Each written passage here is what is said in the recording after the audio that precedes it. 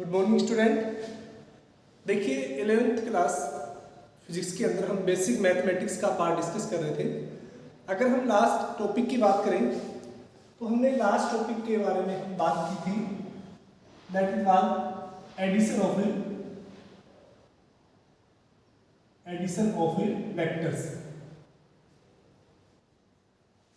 यानी last topic में हमने वेक्टर्स के एडिशन के बारे में डिस्कस कर लिया था कि वेक्टर्स का जो एडिशन है वो किस प्रकार से किया जाता है, और इसके अंदर हमने triangle law of vector addition discuss कर चुके थे कि किस तरह से अगर कोई भी दो वेक्टर किसी भी ट्रायंगल की दो एडजेसेंट साइड को या कंटिन्यूस साइड को रिप्रेजेंट करती हैं, तो जो थर्ड साइड होती है ट्रायंगल की वो किसको रिप्रेजेंट करती थी, उनके रिजल्टेंट को। ठीक है, जैसे कि हम बात करें 5 मिनट, ठीक है ना। अगर आपके पास एक वेक्टर है, ये ए वेक्टर है कोई, इसकी value 2i cap plus 3j cap plus 5k cap है। क्लियर? यानी i, j और k ये क्या होते हैं, ये यूनिट वेक्टर होते हैं x, y और z एक्सिस के। अगर हम बात करें कि एक दूसरा वेक्टर है b, इसकी वैल्यू मान लेते हैं हम 5i cap minus 2j cap plus 3k cap, ये कोई सेकंड वेक्टर है। अगर हमें इनको ऐड करना है ट्रायंगल ऑफ वेक्टर एडिशन से, देखिए कितना हो जाएगा, 2i और 5i कितना हो गया, 7i कैप, 3i और माइनस 2 यानी आपके पास कितना बचेगा 1j कैप, और 5 और 3 कितना हो गया 8k कैप। ये क्या होता है इनका रिजल्टेंट, जिसको हमने वेक्टर एडिशन से निकाला था, यानी ट्रायंगल ऑफ वेक्टर एडिशन। ठीक है, अब देखिएगा इसके अंदर क्या होना चाहिए, आपको ये ध्यान रखना चाहिए कि ये जो दोनों वेक्टर्स हैं जहां पर फर्स्ट का एंड होता है, यानी यहां पर जो हेड है उस केस में सेकंड का क्या होना चाहिए, यहां पर टेल होना चाहिए। ठीक है ना, यानी फर्स्ट का जहां पे हेड होता है उस टाइम सेकंड का क्या होगा, टेल होगा, और जो रिजल्टेंट है वो क्या होगा, इन दोनों के सम के बराबर होगा, vector A plus vector B. Clear? अब देखिएगा सबसे सेकंड जो टॉपिक है उसके बारे में बात करते हैं। एडिशन के अंदर ही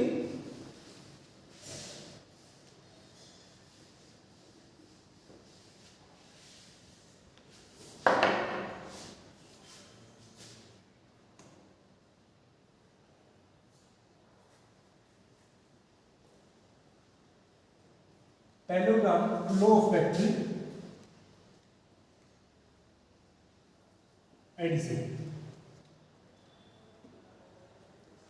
यानी parallelogram law of vector addition क्या कहता है, अगर कोई भी दो वेक्टर जिनका ओरिजिन क्या है, सेम पॉइंट है, यानी कोई भी दो वेक्टर सेम पॉइंट से स्टार्ट होते हैं किसी भी पर्टिकुलर एंगल पर, ठीक है, तो उनका रिजल्टेंट किस तरह से निकालेंगे वो हम किससे डिस्कस करते हैं, पैरेललोग्राम ऑफ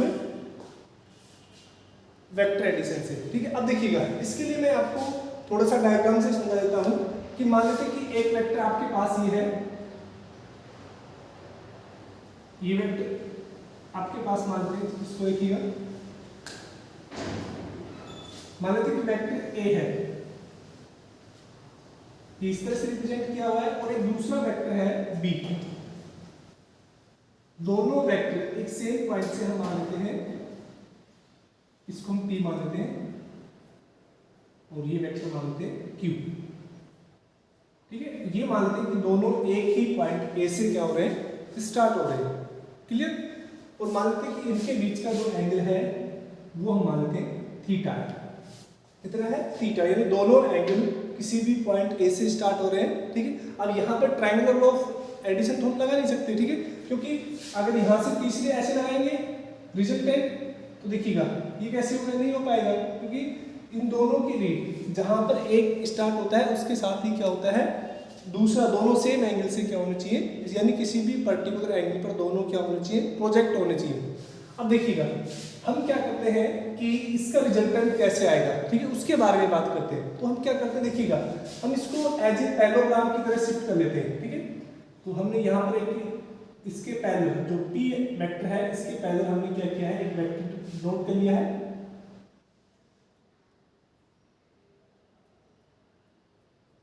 तो ये क्या हो गया, ये P हो गया। इसी तरह से ये जो Q है इसके पैरेलल भी हमने क्या किया है, एक वेक्टर नोट कर लिया है, that will be Q। Clear?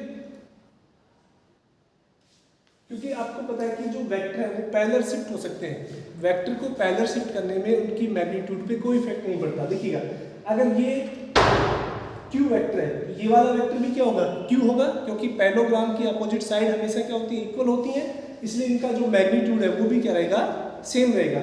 अगर ये P है तो ये भी क्या हो जाएगा, P हो जाएगा। अब हम इन दोनों का रिजल्टेंट निकालते हैं। मान लेते हैं कि जो P और Q का रिजल्टेंट है वो कौन सा वेक्टर है, R। ये जो R है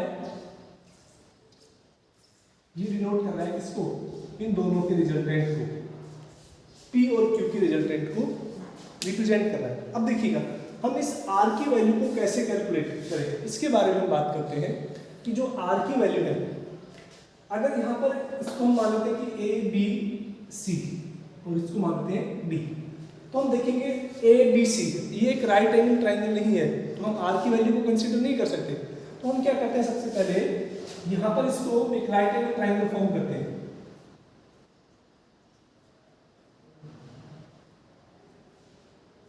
ये पॉइंट हम मानते हैं E, ये क्या हो गया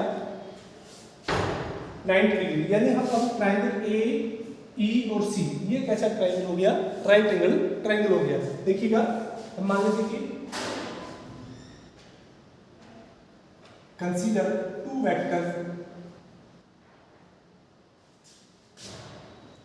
P and Q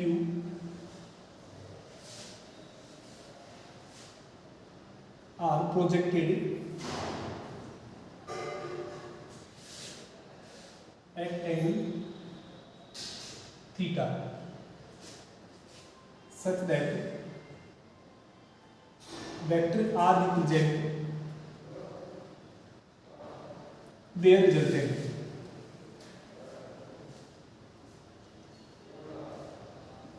यानी जो वेक्टर R है वो क्या कर रहा है, इन दोनों के रिजल्टेंट को रिप्रेजेंट कर रहा है। ठीक है, अब देखिए R की वैल्यू को हमें डिनोट फाइंड आउट करना है। ठीक है, यानी हम पहले लिख लेते हैं कि जो AD है वो किसके बराबर होगा, BC के, और वो किसके बराबर हो गया, वेक्टर Q। यानी जो AD है वो BC के बराबर है, वो कितना होगा, उसकी वैल्यू Q हो जाएगी, और जो AB वो किसके बराबर होगा, CD के, और that is vector P। Clear? अब देखिएगा हम इससे बात करते हैं पहले इन BE की और CE की वैल्यू को हम कैलकुलेट करते हैं, यानी BE कैसे कैलकुलेट करें और CE कैसे कैलकुलेट करें। देखिएगा जब ये एंगल थीटा है तो ये एंगल क्या हो जाएगा, थीटा हो जाएगा।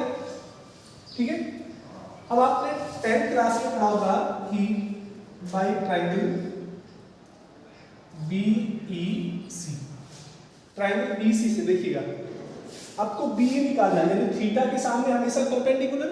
ठीक है, और ये क्या हो गया, बेस, और ये यहाँ पर क्या है, हाइपोटेन्यूज। ठीक है, इसको अगर हम सोल्व करेंगे तो देखिएगा साइन थीटा, साइन थीटा क्या होता है, परपेंडिकुलर अपॉन बेस। तो यहां से देखिएगा अगर हम इसको बात करें CE वो कितना हो जाएगा, या EC CE BC sine theta. Clear? CE किसके बराबर हो जाएगा, देखिएगा साइन थीटा क्या होगा, परपेंडिकुलर अपॉन हाइपोटेन्यूज। ठीक है, ऐसे ही यानी इसको हम बोल सकते हैं BE साइन थीटा। तो BE की वैल्यू कितनी है, BE की वैल्यू कितनी है, Q साइन थीटा। BE किसके बराबर, सॉरी BC किसके बराबर है, ये जो BC है ये Q के बराबर है, तो हमने यहाँ पर क्या रखा है, Q साइन थीटा। क्लियर? अब देखिएगा ऐसे हम निकालते हैं कि कोस थीटा फाइंड आउट करते हैं। कोस थीटा क्या हो जाएगा, बेस अपॉन हाइपोटेन्यूज। तो यहां से देखिएगा BE कितना हो जाएगा, ये हो जाएगा आपके पास BC कोस थीटा, और यहाँ पर जो BE है वो किसके बराबर हो जाएगा, P कोस थीटा के। ठीक है ना, ये लिखिएगा इसको थोड़ा जल्दी से। यानी आपके पास ये हो गया कितना, BE P कोस थीटा और ये कितना हो गया क्यू साइन थीटा। ठीक है, अब यहाँ पर ट्रिग्नोमेट्री लगा दें। तो यहाँ तक हो गया होगा, नोट कीजिए इसको।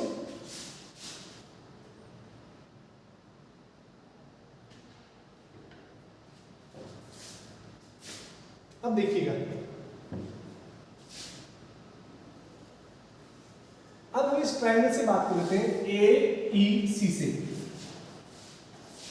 बाई ट्रायंगल ए ई सी।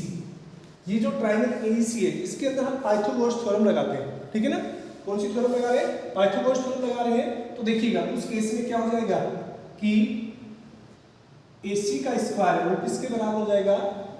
ए ई का square plus E C square. Pythagoras theorem से हमने क्या लगाया, क्योंकि ये राइट एंगल बन गया तो A square plus E C square equal to A C square. या फिर देखिएगा A C square equal to A को हम कितना लिख सकते हैं? A B plus B. ये जो ए है वो किसके बराबर होगी? A B plus B. इन दोनों के बीच बराबर हो गया प्लस ई सी का स्क्वायर। क्लियर? तो ए सी किसको रिप्रेजेंट कर रहा है? आर को रिप्रेजेंट कर रहा है। R square equal to A B देखिएगा that is P plus B कितना है? पी कोस थीटा प्लस इसी कितना है? Q sine theta Y square. Clear? हमने केवल वैल्यू रखी है यहाँ पर ए बी की वैल्यू, बी की वैल्यू और ई सी की वैल्यू। तो यहां से देखिएगा R square equal to P square plus P square cos square theta plus 2p square cos theta. देखिए कैसे हमने आइडेंटिटी को सोल्व किया है। a प्लस बी का whole square, A square plus B square plus 2ab। ठीक है, तो p इंटू पी क्या करेंगे? क्या हो जाएगा? p स्क्वायर हो जाएगा, यानी ये यहाँ पर क्या हो गया? 2ab। ठीक है, और इसके साथ देखिएगा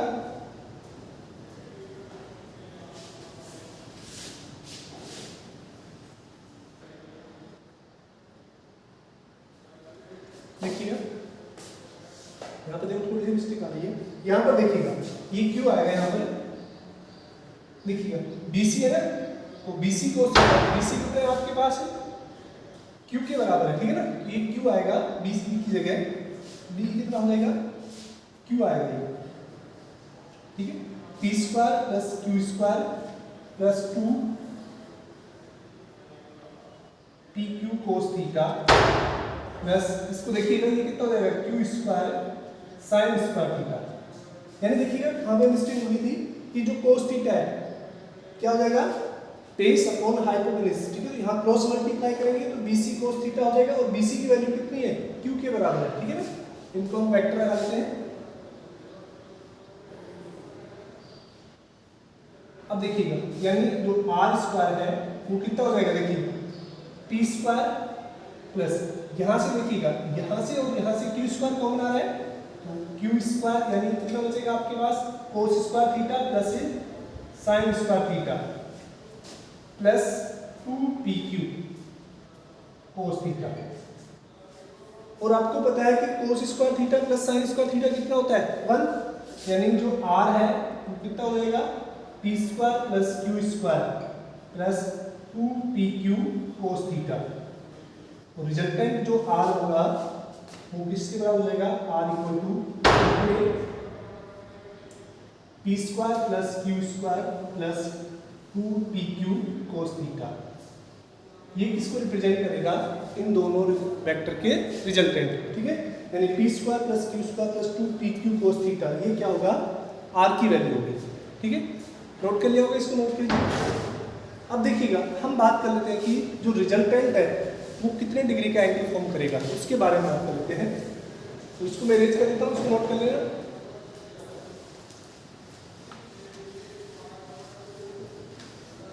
अगर हम माने कि ये जो रिजल्टेंट है R, ये P के साथ एंगल बना रहा है फाई।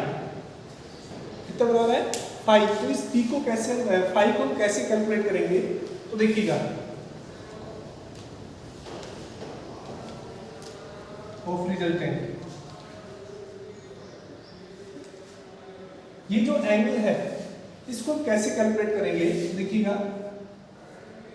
tan फाई यानी tan थीटा कितना होता है, परपेंडिकुलर अपॉन बेस, यानी परपेंडिकुलर कितना हो गया CE अपॉन AE, या फिर हम इसको कितना ले सकते हैं CE प्लस AE को AD प्लस BE, ठीक है। तो यहाँ से tan फाई इक्वल टू कितना हो गया, देखो CE कितना है Q sine theta upon AB हो गया P प्लस, नीचे कितना है इसको भी सिखाई करना, अभी हमने किया था कितने पहले Q cos theta, cos theta, यानी ये क्या हो गया tan थीटा की वैल्यू, या फिर हम फाई इक्वल टू कर सकते हैं इसको tan inverse Q sin theta upon P plus Q cos theta. ये क्या बताता है, वेक्टर P के साथ जो रिजल्टेंट R है उसकी वैल्यू एंगल को डिनोट करता है, ठीक है। तो आई होप आपको समझ में आ गया होगा, इसको एक बार वापस से नोट कीजिए।